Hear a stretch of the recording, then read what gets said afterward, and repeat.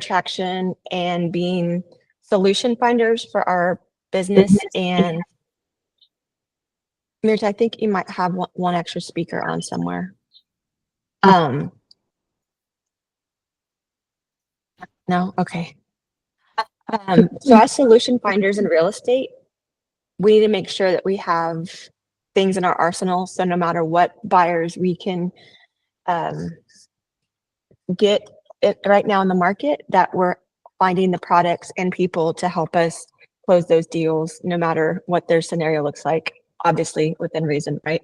So I met Mirta about 13 years ago, and we met in a networking group that used to meet in Cibolo. And it's funny because networking groups, sometimes you don't think you're going to get that much business or they're a waste of your time.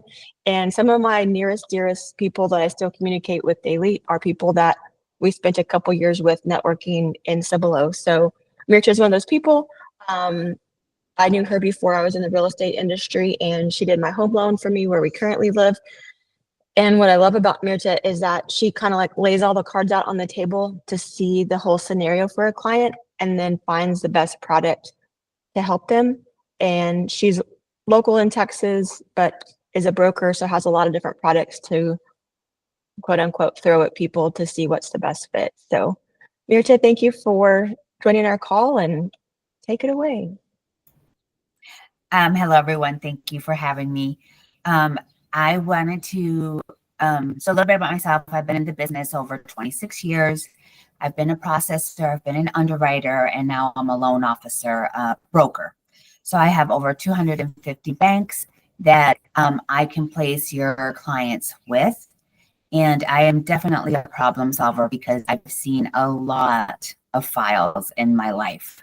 My number one priority is to help you and your clients get into a home. That's my goal for this year, is helping more families get into homes.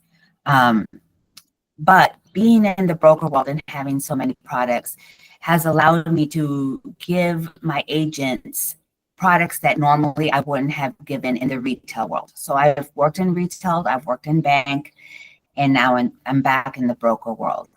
The broker world is, and I don't know if you know the broker world, but basically what it is, you have your bank, right? Let's just say you have Wells Fargo, you have Bank of America, you have Randolph.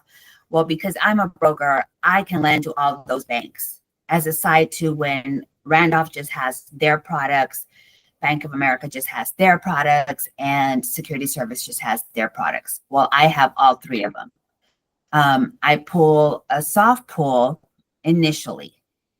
So we opt the client out. We do the soft pull because we don't want them to get the 10,000 calls.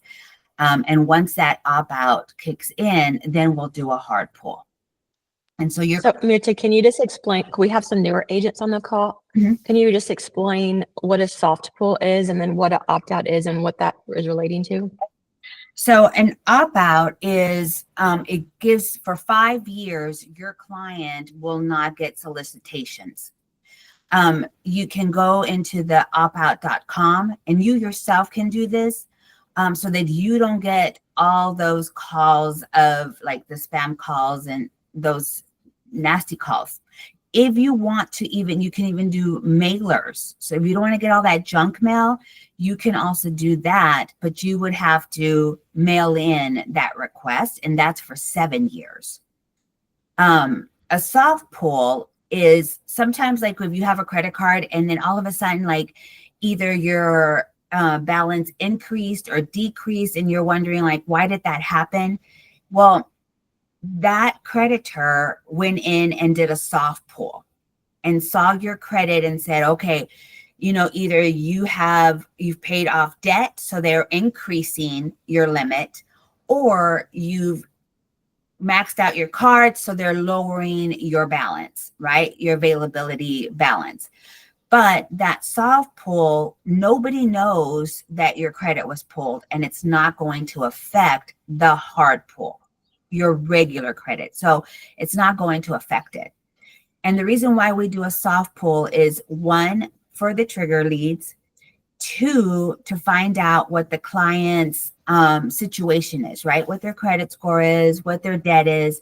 So I can figure out their debt to income. I can guide them through the credit process if they need to raise their credit score. But nobody's going to know that I pulled it. And because a lot of times our clients are like, oh, I don't want my credit to be pulled so many times. Even as a broker, like I only pull their credit once and I have 250 banks to shop them with. And I don't have to do multiple pulls. So it's basically like I'm a concierge to your clients. And so I'm going to talk about some products that have really helped me in today's time where like rates are higher, buyers are hesitant. So these are the products, because I wasn't able to really do them in the banking world or the retail world, have given me an up to clients. So I'm going to start off with, and if you have any questions, please let me know. And I'm going to try to share. Click to the right of the camera button.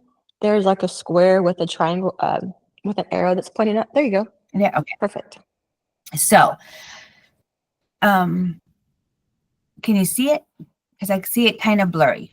Is that the way I'm seeing? Yes, I can see it. Okay. No, it's not blurry. No, okay. Okay, so this product, it's called a bank statement product.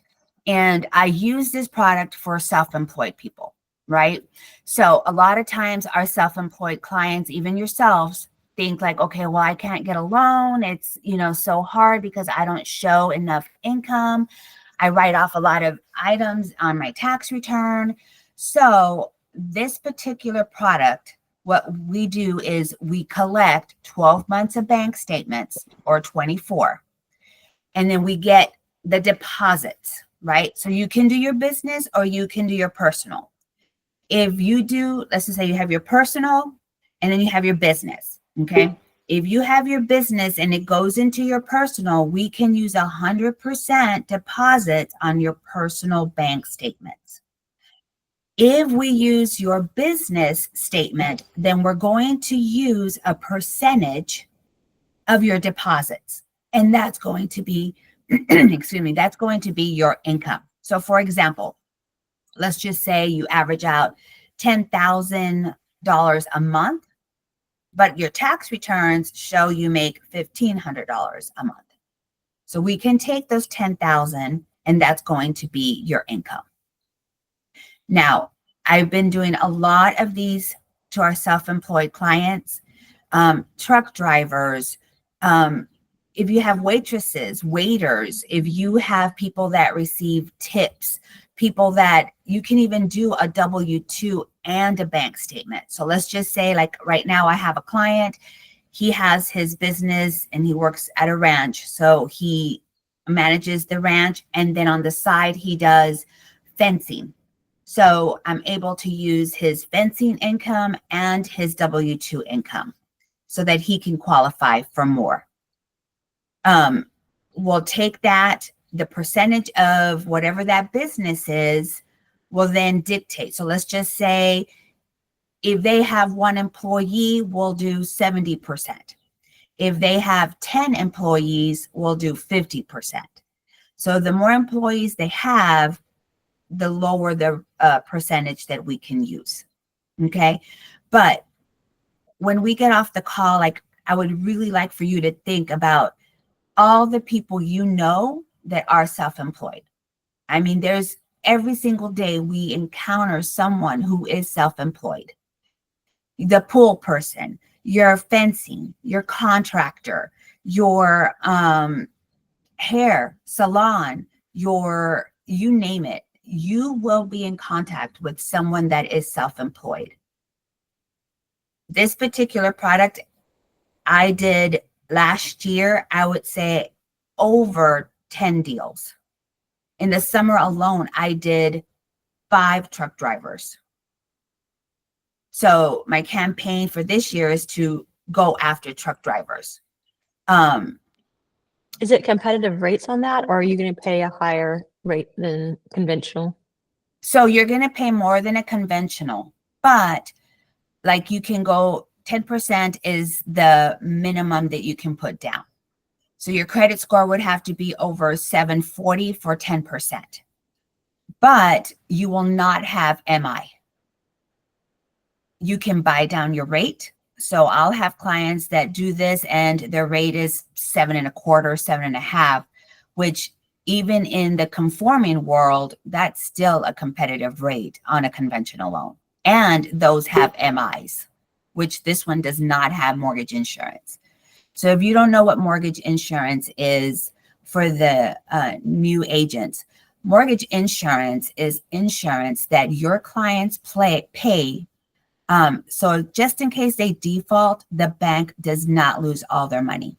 So in the old days, right, and people still have this mentality that you need 20% down to purchase a home. You don't. But what happened was the government came in and said, we want people to buy more homes. But the banks are, I'm not losing that much money. Like they need to put 20% down. So this is where the government came and subsidized the difference. And FHA and VA were created and USDA.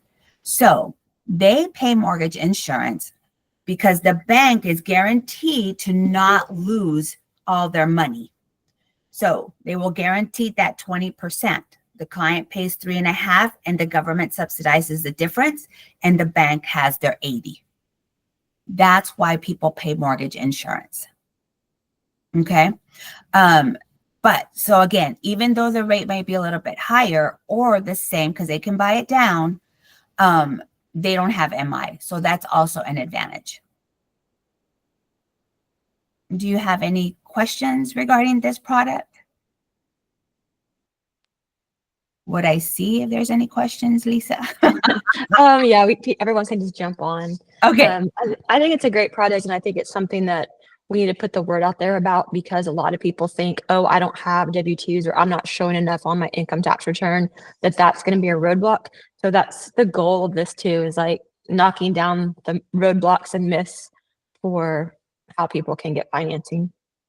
Well, so what this has helped also is I get a lot of business from bookkeepers, CPAs, like those are people that you can go and ask for business if they have any clients that you can help purchase a home and then they can use this product. So like, for example, somebody came to fix my fence and I talked to him and, you know, he owned the company, the fencing company. By the end of the month, he was already a client of mine. And so then he introduced me to his CPA and now his CPA sends me business. So always think when you go. Is that when your daughter ran through the fence with the lawnmower? No, there was like the motherboard crashed or it got hit by lightning or something. I don't know. But they had to come and redo the whole motherboard. No, but you got business out of it. You met somebody new, right? Yes. And so that's why I say, like, you will run into somebody who's self-employed every single day, every day. And it's really, like I said, it's helped me. And I've printed this flyer. And if you want to co-brand, I would be more than happy to co-brand flyers that you can, you know, take out to the community so that they can know that they can purchase homes. Okay. Okay. So, down payment assistance. Down payment assistance, again, in the broker world, I can go down to 580. Okay. On an FHA. There's no income limits. So if you are familiar with down payment assistance, like in the retail world or the banking world, they have, you know, T-Shack, Seth, that is governed by the state. Okay. And they put income limits to it. And they also put sales price to it. But in my world, you don't have an income limit. They don't even have to be first-time home buyers to qualify for down payment assistance. You can have the difference between their products and my products is, and they have the same products as well, but we have a forgivable. So I have a down payment assistance that's forgivable after 1 day. Now, is the rate higher? Yes, it is higher, but we can refinance them in 6 months and it's forgiven. So we'll refinance them in 6 months. They have the lower rate. They got the down payment assistance and now they're in their home. Okay. Then I have a repair. Is that like a full refinance, or is that more of a modification? It would have to be a rate and term. It couldn't be a streamline because you're going to have to use the equity to then use that to roll in to refinance, so they don't have to bring any money to the table. If you do the streamline refinance, we have to use the original appraised value. Good to know. Good to know. And then we have the repayable second. So the repayable second, like right now I'm closing one on Monday with the repayable second because I tried to put her into the forgivable. She didn't qualify. So, I'm very transparent. So I'll let you know, yes, I go down to 580, but they're going to need reserves, right? They're going to need at least 2 to 3 months reserves to get that approval. Now, reserves can be a 401k. It can be a gift. It can be basically that. Or they have savings in their bank account. They can use that. 3 months means PITI. Okay. So your principal, your interest, your taxes, and your insurance, and your HOA if you have an HOA. So 3 months of that payment is what we considered reserves. So when you hear us say, oh, we need 3 months reserves, that's the amount that we need, 3 months of that payment. Okay. Now, if they have a second, so the second will be, let's just say their first lien is a rate of 6.5. When there's a second repayable, it's going to be 2 points higher. So the second lien will be the 3.5. And then it's going to be, if the first lien is 6.5, the second is going to be 8.5. Okay. But it's only 8.5 and that 3.5%. And what they can do, let's just say your client gets bonuses or they get a bigger commission, they can pay off the second lien. So when they pay off the second lien, now they have a lower payment. And there's no prepayment penalties. Okay. You can even use manufactured homes. They'll have to be double wide, but you can have manufactured homes. And then you can have your 2-unit, which is your duplex. And so this client is buying a duplex and she's doing down payment assistance. So this can be done on an FHA and a USDA. I also have down payment assistance. A lot of people don't know that you can use down payment assistance on VA loans. So just because it's down payment assistance, you can technically use it for closing costs as well. Because I have some that go up to 5%. So they'll cover the down payment and the rest can be used for closing cost. And so like I had a veteran who kept, putting in bids and wasn't winning them because he needed help with closing costs. And the sellers were like, no, we don't want to help. This is a while back. And they're like, no, we don't want to help. We don't want to help. So finally I put him on down payment assistance and he won the next bid and we closed him. So remember that on VA, you can't. A lot of people don't know that. They think it's just down payment assistance, and because they're already at 100% that they won't get closing cost help, but you can. Okay. Do you have any questions? And then I'll just go over one more. Is that okay, Lisa? I don't know what my time is. Yeah, for sure. Okay. On down payment assistance, is that something that you just look at someone's scenario and plug and play? Because like, just kind of like lay all their information out and say, okay, we're going to do this, this, and that. And you put together a package, so to speak, to make it work based off what they're trying to buy, or that's not something the buyer would have to say they want to try to apply for.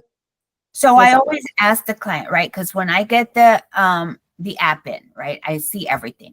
And so I will give the clients options. And I'm going to tell them, okay, you know, this is, you can go straight FHA. But if I see their bank statements and I see that they don't have a lot of money, I'll ask them, where is your down payment and closing costs coming from? Well, it's going to be a gift, or we don't have it. And so when they say that they don't have it, I ask them, like, did you need down payment assistance? And they're like, yes. I was like, okay. But I'll give them the choices. A lot of times if they have the down payment, they rather not take it because the rate is higher and they want their payment to be lower. But I do give them options. Okay, so I am going to go over something else just to mention while Mirta's looking for the next product is she's also bilingual. So if you have clients that speak Spanish and need help, she's a great match for that. And going backwards a little bit, y'all probably worked with buyers that have gone with a lender that doesn't do the opt-out and doesn't do the soft pull. Their phone will be blown up by 50 to 60 texts and phone calls a day if they don't opt out. So obviously it's up to you on who you're directing your buyers to, but please make sure that they're doing the opt-out. It's crazy how that works. So I'll give you an option. Do you want to hear about manufactured homes, or do you want to hear about I-10 products? Lisa. Go over the I-10, I think. Okay. Just know that Mirta can do manufactured homes. Even single wides. We can do single wides as well. And going FHA. So if they're, so if you come to me and you ask me about a manufactured home, the first thing I'm going to do is I'm going to go and see if it's real property. A lot of agents, when they put a mobile home on the market, and as a matter of fact, it just happened yesterday or Friday. I had an agent said like, oh, my client wants to buy a manufactured home. And I said, is it real property? And she's like, well, the seller's agent has FHA and VA and, you know, conventional on it. So I go and I look, and the manufactured home, which looked immaculate, was built in 1972. So because it was built in 1972, it would have to just be a cash deal. And the seller's agent had everything that could qualify for, but it can't. Okay. And just real quick on that manufactured, I have a lender that will lend if your mobile home has been moved more than once. If your mobile home's been moved 3 times, I have a lender that will lend on that. Okay.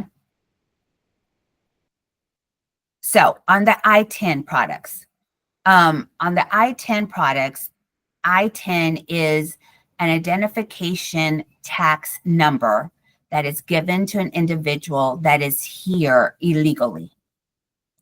And so it's funny because they'll pay taxes even though they're not here legally. Now, people create credit with that I-10 because it is the same numbers as a Social Security number. So you'll have a lot of, usually they're self-employed. So I can do like the bank statement I-10 product. I can do a profit and loss I-10 product. I can do a W-2 I-10 product. Let's just say that because I had 3 at the same time. I don't know. I just get waves of clients. Last year they got their Social Security. They've been working for the companies for years. using somebody else's social. Now, I'm not the IRS, right? So I'm not gonna, a lot of times they're scared because they're like, oh my gosh, she's gonna, no, I'm not the IRS. So when we do like the bank statement product, I'm not gonna ask for tax returns. So it has nothing to do with their social security number. So we'll do an I-10. I can even do an I-10 land loan at 20% down. So those products, they would have to put a little bit more down, but that product is the best performing product that we have in our industry because they tend to pay off their loans faster. Because if anything were to happen to them, they want to make sure that that property is paid for.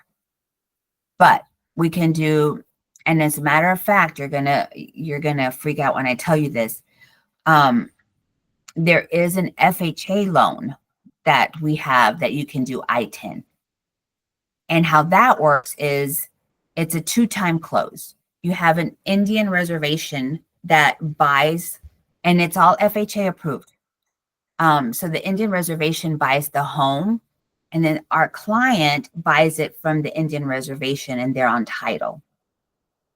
It's a longer closing because it's a 2-time close. So you would look at maybe 45-day closing, but that reservation is like the landlord to the client. And so the client can't rent out the property, can't sell the property, can't do anything without their permission. But it's 3.5% FHA loan for an I-10 borrower.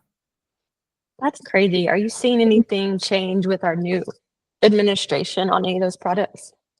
No. Not yet, at least.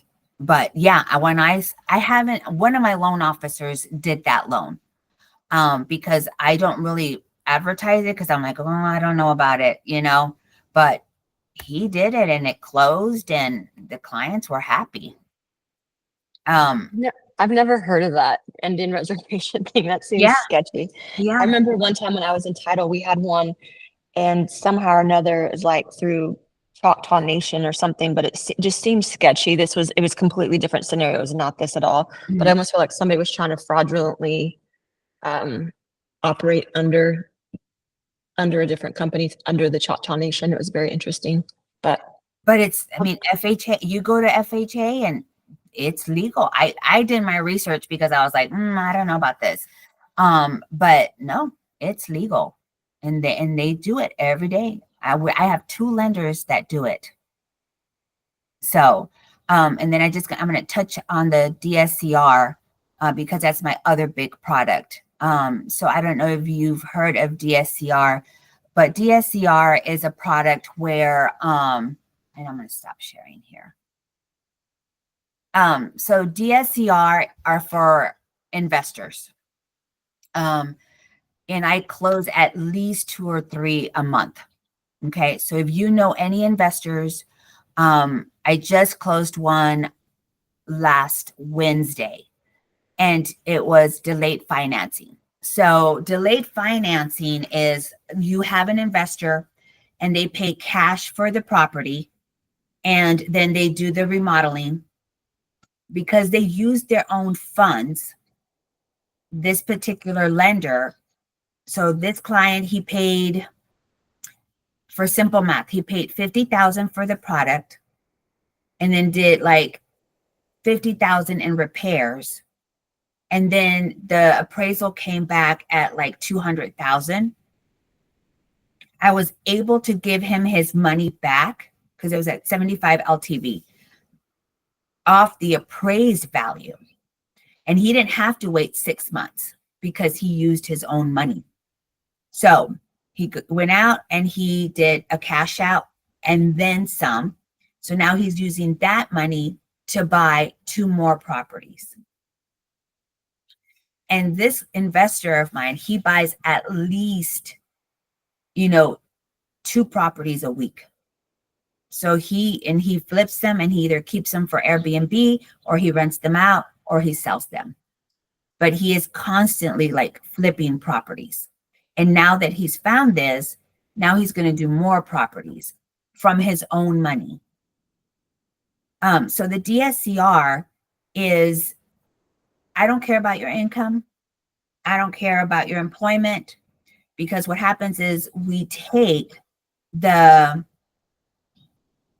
rental, the appraiser is going to go out and not only going to give us what the value of the house is, but what the rent comparables are.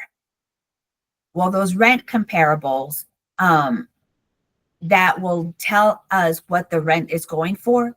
So let's just say the rent is going for $2,500. If their payment is $2,100 and the rent is $25, you're fine, because it's less than what the rent is going for. If the rent is going for $2,500, the payment's $2,500, you're still fine, because it's a 1-to-1 ratio. Let's just say that the rent was $2,500 and the payment is $2,600. You can still do it. You would just have less of an LTV. But if you have investors, this is a great thing to have, and to tell them, hey, you know what, you have, because I have these investors that have houses that are free and clear. And I was like, okay, go and do this, take the money out and go buy more properties and create more generational wealth. So they're doing these cash outs and buying more properties, because right now the house prices are lower. So investors out there are looking for those deals. And this is a great way to like be able for you to sell more homes and have the same clients that can rotate their money. For me, I think of DSCR as just like a cash flow loan, cash flowing off the property itself, not your checkbook. That's in my head how it makes sense to me. And then we just came out with the cryptocurrency loan. So you can, it's a 12-month short-term loan that you borrow against your crypto. You can go buy property, right? So now you have the cash, you can go buy property, then you can do the cash out on that property and pay back your crypto, because people have this crypto money, but they're not, it's just sitting there. So now we've created a loan where now they can use that money and then they can invest, where then you can help them buy more properties. So yeah. Yep. And so there's a lot of people. I have one agent that does a lot of business because of that crypto loan. Mm-hmm. So that's the thing. So I not only give options to my clients, but I give options to my agents, because all these products, you will not find them in the retail world. You will not find them in the banking world. But it's a lot of money being left on the table that my agents are taking advantage of. So if you have scenarios or questions or by all means, I'm here to help you grow your business and put more families into homes. And again, because I have so many products, I have a one-time close. I have a VA one-time close at 100%, which are very rare to find. But if you have scenarios or questions, just ask me. I'm faster with text because I'm always on the phone, but by all means, there's no reason why we wouldn't be able to grow your business with all these products. There's just no reason. Thank you, my friend. I appreciate you joining us this morning, and I'll share the recording of this call out and also share her information into our group page. So if y'all have questions, she's local. I know Tiffany, Kike, different agents have met with her already. But another thing that she didn't talk about too is the rapid rescore for credit. So if you have those clients that aren't qualifying for credit base, she can help them with some simple solutions to get their credit up, to get them where they need to be, and create a plan, which is also helpful. So awesome. Well, y'all have a great day. Holler if there's anything I can help you with, and we can bring Mirta back for another call if y'all have other questions or scenarios y'all want to run through. Y'all have a good one. Thanks, Mirta. Thanks. Thanks Bye. a lot. Thanks. Bye.